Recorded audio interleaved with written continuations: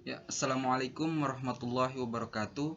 Perkenalkan, nama saya Muhammad Fadil, Prodi PGSD, Fakultas Keguruan dan Ilmu Pendidikan, Universitas Tadulako. Nah, pada video pembelajaran ini, saya akan menjelaskan tentang perumusan kebijakan pendidikan. Nah, perumusan kebijakan pendidikan ini ada 3. Yang pertama ada formulasi kebijakan, ada komponen formulasi kebijakan, dan ada proses formulasi kebijakan. Nah, yang pertama itu formulasi kebijakan. Formulasi kebijakan sebagai bagian dalam proses kebijakan publik yang merupakan tahap yang paling krusial karena implementasi dan evaluasi kebijakan hanya dapat dilaksanakan apabila tahap formulasi kebijakan telah selesai. Nah, artinya evaluasi kebijakan ini bisa terlaksana jika formulasi kebijakan itu telah selesai. Nah, di samping itu, kegagalan suatu kebijakan atau program dalam mencapai tujuan-tujuannya itu sebagian besar bersumber pada ketidaksempurnaan pengelolaan tahap formulasi. Nah, formulasi kebijakan ini juga merupakan serangkaian tindakan pemilihan berbagai alternatif yang dilakukan secara terus-menerus dan tidak pernah selesai. Dalam hal ini, di dalamnya termasuk pembuatan keputusan. Lebih jauh tentang proses pembuatan kebijakan negara. Nah, tahap-tahap tersebut mencerminkan aktivitas yang harus berlangsung yang terjadi sepanjang waktu. Setiap tahap berhubungan dengan tahap berikutnya, dan tahap terakhir dikaitkan dengan tahap pertama atau tahap di tengah dalam aktivitas yang tidak linear. Nah, formulasi kebijakan juga sebagai suatu proses dapat dipandang dalam 2 macam kegiatan. Yang pertama itu, kegiatan pertama adalah memutuskan secara umum apa yang harus dilakukan, atau dengan kata lain perumusan diarahkan untuk memperoleh kesepakatan tentang suatu alternatif kebijakan yang dipilih. Suatu keputusan yang menyetujui adalah hasil dari proses seluruhnya. Sedangkan kegiatan yang kedua itu diarahkan pada bagaimana keputusan-keputusan kebijakan dibuat. Dalam hal ini, suatu keputusan kebijakan mencakup tindakan oleh seseorang pejabat atau lembaga resmi untuk menyetujui, mengubah, atau menolak suatu alternatif kebijakan yang dipilih.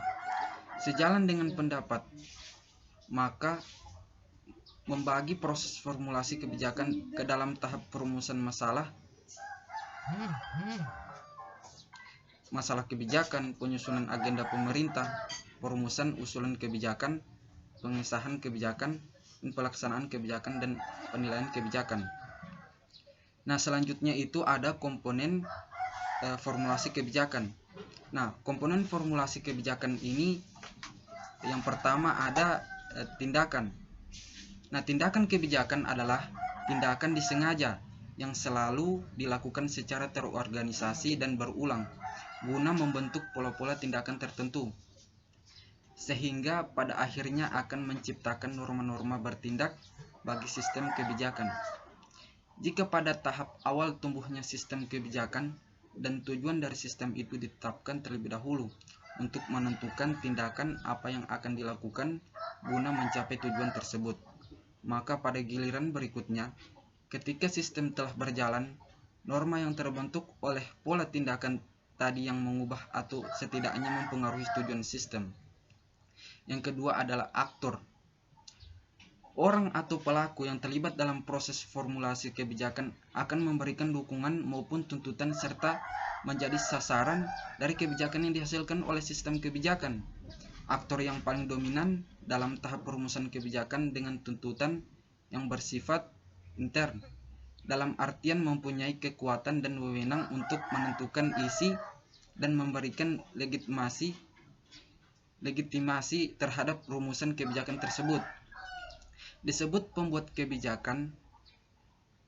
Sementara itu, aktor yang mempunyai kualifikasi atau karakteristik lain dengan tuntutan ekstern dikenal sebagai kelompok-kelompok kepentingan,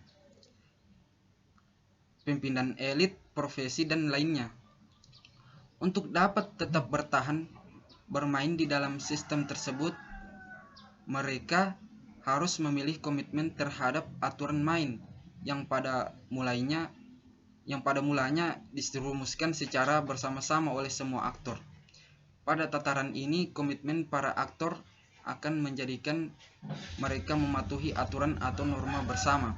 Selain itu, kepatuhan terhadap norma ini bahkan menjadi keharusan karena diasumsikan bahwa pencapaian tujuan sistem akan terwujud jika semua aktor mematuhi norma tersebut. Yang ketiga, yaitu ada orientasi nilai. Pada formulasi kebijakan pada prinsipnya berhubungan dengan proses mengidentifikasikan dan menganalisis nilai-nilai yang beraneka, kemudian menentukan nilai-nilai yang relevan dengan kepentingan masyarakat. Sehingga setiap kebijakan yang dihasilkan akan mempunyai implikasi nilai, baik secara implisit maupun eksplisit.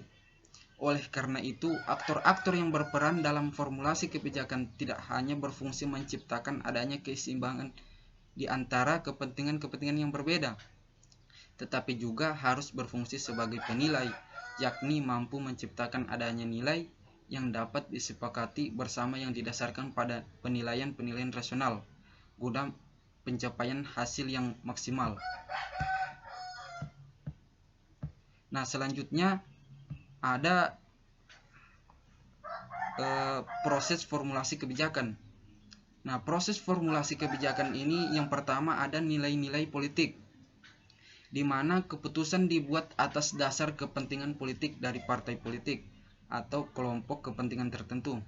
Seperti umumnya pada paradigma kritis dalam kebijakan publik, maka dalam fase formulasi kebijakan publik, realitas politik yang melingkupi proses pembuatan kebijakan publik itu tidak boleh dilepaskan dalam fokus kajiannya. Sebab apabila kita melepaskan kenyataan politik itu dari proses pembuatan kebijakan publik, maka kebijakan yang dihasilkan akan miskin aspek lapangannya, sementara kebijakan publik itu sendiri tidak pernah steril dari aspek politik.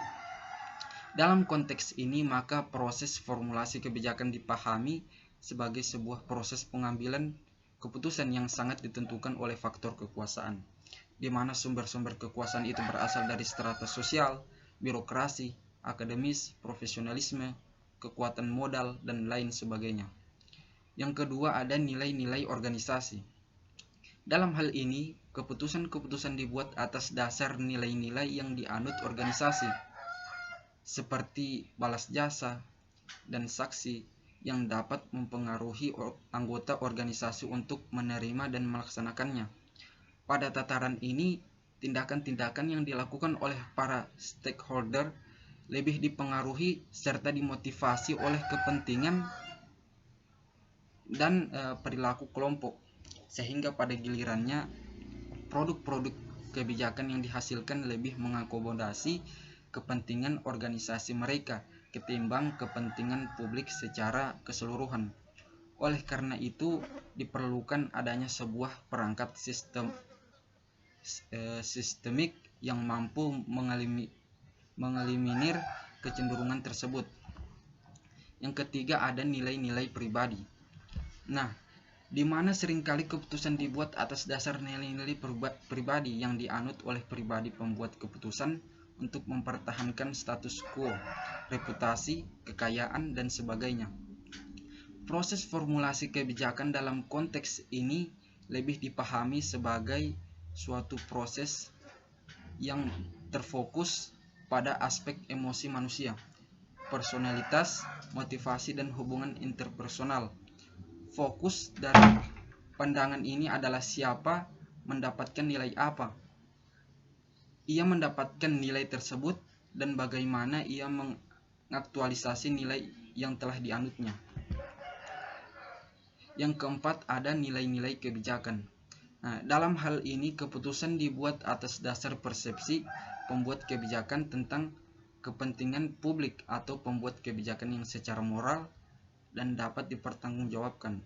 Termasuk dalam kategori ini adalah nilai moral, keadilan, kemerdekaan, kebebasan, kebersamaan, dan lain-lain. Pandangan ini melihat bagaimana pembuat kebijakan sebagai personal maupun merespon stimulasi dari lingkungannya. Artinya, di sini akan banyak terlihat tentang bagaimana seorang membuat kebijakan mengenali masalah. Bagaimana mereka menggunakan informasi yang mereka miliki, bagaimana mereka menentukan pilihan dari berbagai alternatif yang ada, bagaimana mereka mempersepsi realitas yang ditemui, bagaimana informasi diproses, dan bagaimana informasi dikomunikasikan dalam organisasi. Nah, dan yang kelima ada nilai-nilai ideologi. Nah, nilai-nilai ideologi ini di mana nilai ideologi seperti misalnya nasionalisme dapat menjadi landasan pembuatan kebijakan, baik kebijakan dalam negeri maupun luar negeri. Selain itu, ideologi juga masih merupakan sarana untuk merasionalisasikan dan melegitimasikan tindakan-tindakan kebijakan yang dilakukan oleh pemerintah. Nah, mungkin hanya itu yang dapat saya sampaikan. Mudah-mudahan bermanfaat. Assalamualaikum warahmatullahi wabarakatuh.